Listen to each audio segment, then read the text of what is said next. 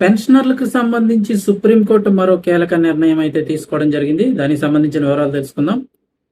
ఉద్యోగి పదవి విరమణ చేసిన తర్వాత ఆయనకి ఇచ్చే పెన్షన్ నుంచి కమ్యూటేషన్ భాగాన్ని తప్పనిసరిగా 15 ఏళ్లలో రికవరీ చేయాలన్న నిబంధన అయితే గనక సవాల్ చేస్తూ దానిపై దాఖలైన కేసులో సుప్రీంకోర్టు ప్రస్తుతం ఆంధ్రప్రదేశ్ ప్రభుత్వానికి అయితే గనక నోటీసులు జారీ చేయడం జరిగింది.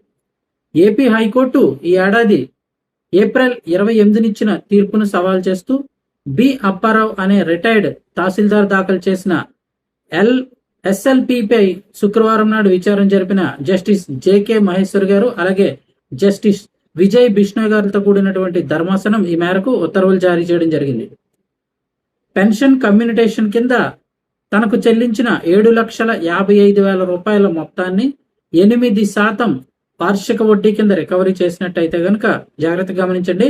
పెన్షన్ కమ్యూనిటేషన్ కింద ఆయనకి చెల్లించిన మొత్తం 7,55,000 మొత్తాన్ని 8% ఇంట్రెస్ట్ తో సంవత్సరం వడ్డీ కింద రికవరీ చేస్తే మొత్తం 11 ఏళ్ల 3 నెలల్లో మొత్తం తీరిపోయిందని ఆయన క్లియర్ గా వివరించడం జరిగింది సుప్రీంకోర్టుకి. అయినప్పటికీ ఏపీ సివిల్ పెన్షన్ 1994 అంటే కమ్యూనిటేషన్ రూల్లో 1944లోని సెక్షన్ 18 కింద 15 ఏళ్ల పాటు రికవరీ చేయాలనే ఒక నిబంధన పేరుతో ఎక్స్ట్రాగా తన వద్ద నుంచి మరో 3 ఏళ్ల 7 నెలల పాటు రికవరీ కొనసాగించడం వల్ల తనకు తీవ్ర నష్టం జరిగిందంటూ ఆయన సుప్రీంకోర్టులో పిటిషన్ దాఖలు చేశారు.